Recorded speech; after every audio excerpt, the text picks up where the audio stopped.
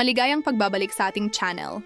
Ngayon, ating tatalakayin ang isa sa pinakamadilim, pinakamalungkot, ngunit pinakamakapangyarihang bahagi ng panitikang Pilipino.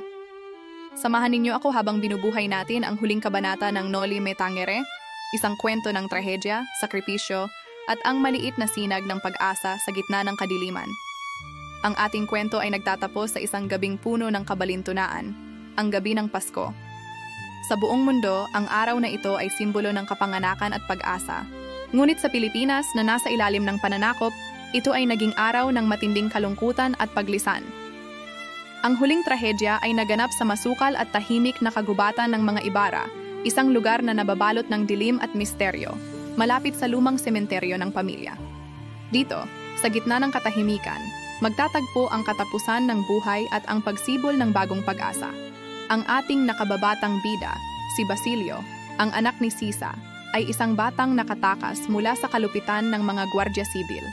Sa loob ng maraming buwan, siya'y nagtago, nagtrabaho at nagtiis. Ang tanging layunin niya ay mahanap ang katarungan para sa kanyang kapatid na si Crispin at para sa kanyang inang nawala sa sarili. Gabi ng Pasko, habang ang lahat ay nagdiriwang, si Basilio ay bumalik sa kanilang bayan. Bit-bit ang pagnanasang muling makita ang kanyang ina. Sa gitna ng mga puno at mga anino, sa ilalim ng malamlam na sinag ng buwan, natagpuan niya ang kanyang inang si Sisa. Ngunit ang Sisa na kanyang natagpuan ay hindi na ang inang kanyang kilala. Siya ay nasa sukdulan na ng kanyang pagkabaliw. Ang kanyang dating kagandahan ay napalitan ng magulo at basag na anyo.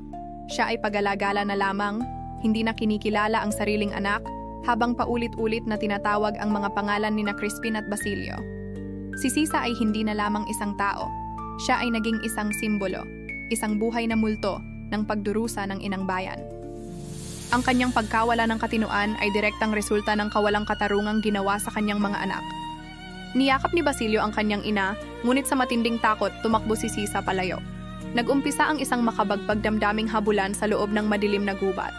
Isang anak na desperadong ibalik ang alaala ng kanyang ina at isang inang takot na takot kahit sa sarili niyang dugot laman. Sa wakas, pagkatapos ng mahabang pagtakbo at pagmamakaawa, nasukol ni Basilio ang kanyang ina sa tabi ng isang malaking puno. Pinigilan niya ito ng mahigpit. "Ina, ako po ito, si Basilio," sigaw niya. Tinitigan siya ni Sisa. At sa isang kisap mata, sa isang huling sandali ng liwanag, ang tila wala ng buhay at baliw na mga mata ni Sisa ay biglang nagkaroon ng kislap ng katinuan at pag-ibig. Nakilala niya ang kanyang anak. Isang sigaw ng matinding tuwa ang kumawala sa kanyang bibig, ngunit ito'y hinaluan ng sobrang gulat at labis na sakit mula sa lahat ng kanyang dinanas. Sa sandaling nagtagpo ang kanilang mga mata, bumigay ang puso ni Sisa. Niyakap niya ng mahigpit si Basilio at habang magkayakap sila, ang kanyang hininga ay tuluyan ng huminto. Namatay si Sisa sa mga bisig ng kanyang anak. Ang kamatayan ni Sisa ay hindi lamang isang paglisan. Ito ay isang simbolikong paglaya. Siya, na kumakatawan sa inang bayan, na dinurog ng paghihirap, ay tuluyan ng nakaalpas. At si Basilio, na ngayon ay ulilang lubos na, ay naiwan kasama ang malamig na bangkay ng kanyang ina, umiiyak, sa mismong gabi ng Pasko. Habang si Basilio ay humahagulgol sa tabi ng bangkay ng kanyang ina, isang anino ang gumalaw at lumabas mula sa dilim. Ito ay si Elias, sugatan, naghihingalo, dala ang mga tama ng bala mula sa pagtakas niya kasama si Ibarra. Huling patunay ito ng kanyang sakripisyo. Nakita ni Elias ang mapait na tagpo ang pag-iyak ng isang ulila sa harap ng katawan ng isang martir na ina. Sa kabila ng kanyang mga sugat, pinilit ni Elias na makapagsalita. Huminga siya ng malalim at sa harap ng patay na katawan ni Sisa, ibinigay niya ang kanyang huling habilin kay Basilio. Ang mga salitang ito ay hindi lamang mga salita. Ito ang huling testamento ng isang bayaning hindi na makikita ang araw ng kalayaan.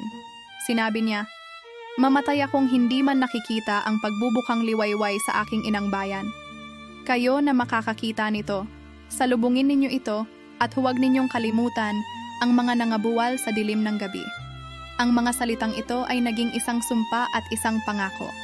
Tinuro ni Elias ang lupa at sinabing may kayamanang nakabaon doon na dapat gamitin ni Basilio para sa isang mahalagang bagay. "Mag-aral ka," sabi ni Elias. "Ang karunungan ang kailangan ng bayan."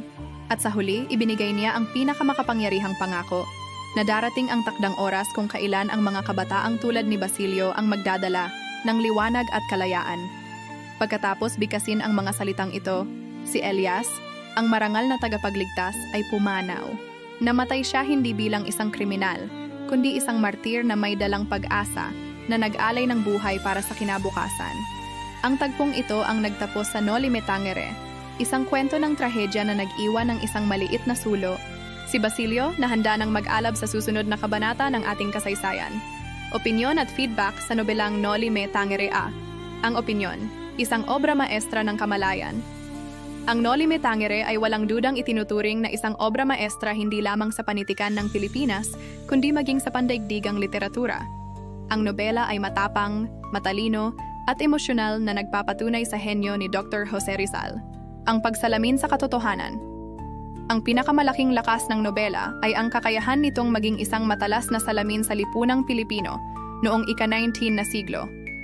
Matagumpay nitong inilantad ang katiwalian, pagmamalabis at hypocrisy, pagkukunwari ng klero at ng kolonyal na pamahalaan. Tinawag ito ni Rizal na kanser sa lipunan at nagawa niyang ipakita ang sakit na ito ng walang pag-aalinlangan. Ang kapangyarihan ng mga karakter. Ang mga tauhan ay hindi lamang mga fiction, sila ay mga archetypes, modelo, ng iba't ibang uri ng Pilipino at Kastila noong panahong iyon. Ibarra. Ang idealismo na yumuyuko sa realidad. Elias, ang diwa ng revolusyon at sakripisyo. Sisa, ang simbolo ng inang bayang nagdurusa. Padre Damaso Salvi, ang representasyon ng frailocracy, pamamahala ng mga praile. Ang emosyonal na epekto. Ang kwento ay puno ng emosyonal na bigat at trahedya. Ang pag-ibig ni Ibarra at Maria Clara ay nagbibigay ng kinang, ngunit ang kanilang masaklap na paghihiwalay ang nagpapatindi sa mensahe. Sa isang lipunang sinira ng kasamaan, kahit ang pinakadalisay na pag-ibig ay hindi makakaligtas. B. Ang feedback. Mga kritikal na punto. Habang kinikilala ang husay nito, may ilang puntos sa Noli na maaring bigyan ng pansin. Paggamit ng Deus Ex Machina, hindi sinasadyang solusyon. May mga pagkakataon, tulad ng biglaang paglitaw ni Elias upang iligtas si Ibarra, na medyo convenient o madali ang solusyon. Gayunpaman, ang ganitong estilo ay karaniwan sa panahong iyon. Ang paggamit ng satire, panguuyam. Ginagamit ni Rizal ang satire, lalo na sa mga tauhang tulad ni Doña Victorina at Don Tiburcio, upang kutyain ang mga Pilipinong nagtatangka na maging Kastila, na tinatawag na Indios Bravos.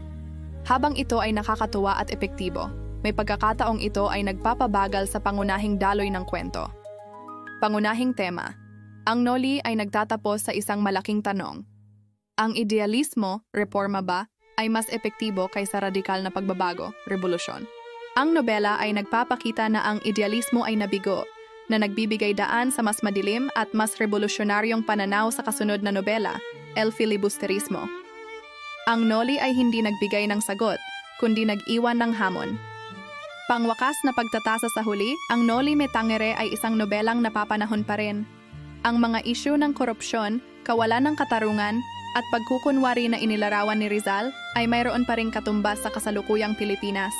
Ito ang dahilan kung bakit nananatili itong mahalaga. Ito ay isang tawag sa bawat Pilipino upang harapin ang sarili nating panlipunang kanser at maghanap ng tunay na pagbabago. Ang pagbabasa sa Noli ay hindi lamang isang pangangailangan sa pag-aaral. Isa itong tungkulin ng pagkamakabayan. Maraming salamat sa panonood. Kung nagustuhan ninyo ang video na ito at gusto nyo pa ng mga ganitong pagtalakay, huwag kalimutang mag-like, mag-share, at mag-subscribe sa ating channel. Pindutin na rin ang notification bell para lagi kayong updated. Hanggang sa muli!